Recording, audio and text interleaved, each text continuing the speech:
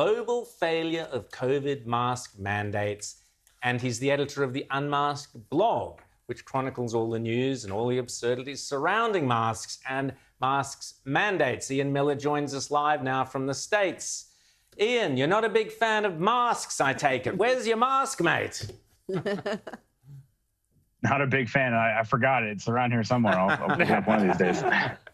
Now, Ian, you've written this book, Unmasked.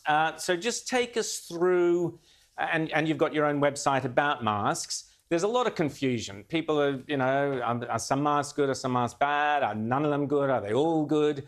Take us through, I guess, your studies and where you've arrived and how you've arrived at your conclusions that have led to the book. Yeah, so I went and reviewed basically as much research as I could find on masks before COVID started, and just to see what all the actual science said about this before 2020. And essentially all of it was an agreement that there was no benefit from mask wearing, especially by the general public.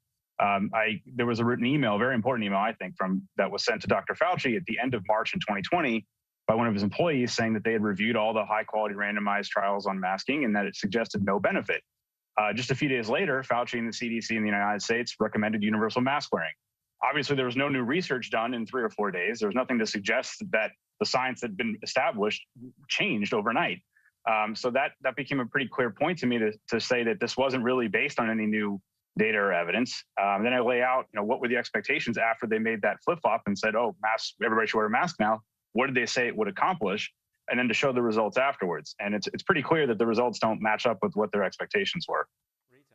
I want to ask specifically about masking children.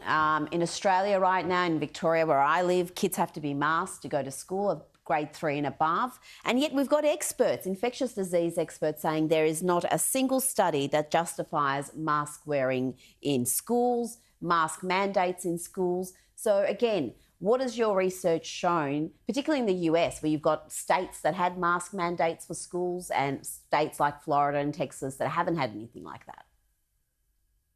Right. So in Florida, for example, they had some counties that were forced masking and many more that were mask optional. And recently, and they compared the rates, and there was absolutely no difference.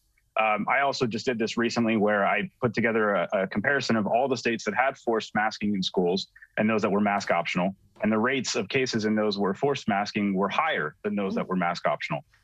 Recently, Virginia, a U.S. state, removed the mask mandate for school kids a couple weeks ago, and numbers have dropped 71% in school-age kids since they did that. It's also the same in England. We've seen that they've lifted mask mandates in schools that were only briefly enforced, and the numbers have dropped dramatically there too for kids. So, every policy has a trade-off. There's benefits and harms. There's clearly no benefit, so all you're going to get to masking kids is harms, which is what we're seeing. James. Ian, one of the things that I've observed over the last 2 years is that if you drew a Venn diagram of people who have a sign up in their house saying, "In this house we believe science," and a group of people who said, masks are the most important thing in the world, it would be a perfect circle. How is it then that when there's basically no scientific evidence that this became such an absolute shibboleth of the COVID pandemic? Is it about people wanting to show their conspicuous virtue? Is it about bureaucrats and politicians want to demonstrate that they have control and are taking this seriously? Or is it both? I think it's both. That's a great point. I've made that point myself, where you see these yard signs that say, "In this house, we believe in science." Well, when you have, Dr. Anthony Fauci here in the U.S. saying, "I am science, I represent science," of course, you're going to have to believe him at that point, right? Because you believe in science. So I think it's a combination of kind of putting trust in experts that have not really gotten a whole heck of a lot right in the last couple of years. And also just, it's a way to signal that you are taking this seriously. You have you're a good person, and that's a powerful instinct for people. People want to be good people. They want to show that they're kind and helping others. Unfortunately, wearing a mask in public just isn't accomplishing that. It's not doing anything, but I think it gives them that sense that they are helping and contributing. So, Ian, I'll just say at this point, it is important to note there are many experts who have found masks to be effective. And here in Australia, there's debate amongst our medical authorities as to their efficacy or otherwise. How have you found around the world, different governments, different extremes, states versus states, countries versus countries, Is it kind of a binary choice? People are in favour of masks or not? Or are there subtleties to the different policies? What has your research exposed in that sense? Yeah, well, the U.S. is probably the best example of that because we're so big. There's so many different states with different policies, and then there's different policies within states. So, for example, in California, Los Angeles County has had a mask mandate almost entirely for 2 years, since April of 2020, and Orange County next door removed the mask mandate for about 6 months last year. During that time frame, Los Angeles County had significantly worse results, and they're right next to each other. So, in Los Angeles County, their public health department went around and measured compliance in December and found that 95% of people were wearing masks indoors. So this isn't, my own survey. It's nothing. It's LA County Public Health. And then the numbers broke every record. They went up 20 times higher than they were just in a matter of weeks. Whereas Orange County, with a lot lower compliance, had better results. So when you can compare those different attitudes, you can see the differences. The results don't make it, it doesn't make a difference. The results are worse often in the areas that have been much more pro-masking and much more compliant. James. What do you make of, in the States, you're talking about California. California has been ground zero of so much mask hypocrisy. This phenomenon where we see celebrities constantly going unmasked, often against the local mandate, when they're saying, oh, no, everybody take it seriously, while at the same time, you'll see the waiters and servers and things at the events there are being masked. Are we creating this weird sort of two-class pandemic society between the elect celebrities who don't have to wear masks and then, people who are forced to by nature of jobs and laws and where they sit on the class hierarchy?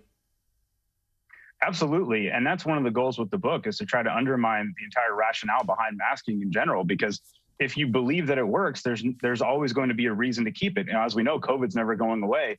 In Australia, which had seemingly done a great job, obviously we've had a huge surge down there in the last couple of months. So I think it's very disheartening to see that. And then there's Nancy Pelosi, a famous California politician, had a fundraiser last year where all of her wealthy guests were sitting at a table unmasked, and the people that were serving them are all completely masked up. And the Met Gala showed this, Super Bowl, which just happened, we showed that. It's a very consistent problem. Yeah. Well, Eric Garcetti, the mayor of Los Angeles, held his breath the whole time. So at least, he was trying. But it's a big problem. Rita. Prince Harry had his mask on, so there was at least one celeb who had his mask on most of the day. But, Ian, I want to ask you about the long-term environmental consequences of the masks. Well, there was a media report out this week saying 3 billion a day are being disposed, and a lot of those are ending up in waterways, aren't being disposed of correctly. Have we really sort of thought about the mask use impact on the environment? Absolutely not. And that's been a really big problem, I think. And it's broader than even just the environmental impacts. It's that there's never a consideration of trade-offs. There's never a discussion of it. It's just, you have to wear a mask. It's the only thing that we have to all do this. If you do this, we can end the pandemic in a matter of weeks. That's kind of the messaging, without any consideration for the environmental impacts. And I've seen many photos of wildlife with piles of masks, and they're sitting on top of it, and it goes into the ocean. It's incredibly damaging, and these are not biodegradable products in a lot of ways. It's just going to sit there for a long time. It's something that we've never considered, and we haven't done a good job of considering harms to this at all. Ian Miller, your book Unmasked, people can get that online and go to your website. You've got your own Unmasked blog website there. Look up Ian Miller. You've got lots of current news and different stories that are happening on there. And if people want to get the book as well, I urge them, if you're interested in Unmasked or Masked, off you go, get Ian Miller's book. Ian, thanks so much for coming on Outsiders today. Thanks so much. Oh, thank you for having me. Appreciate it. Our pleasure. And I'll just reiterate, it is important to note there are many experts who have found masks to be effective, and we are not urging anyone to break any laws or break any rules. We're just giving you the information because we trust you to make your own mind up accordingly. We'll be back in a tick. It's cold.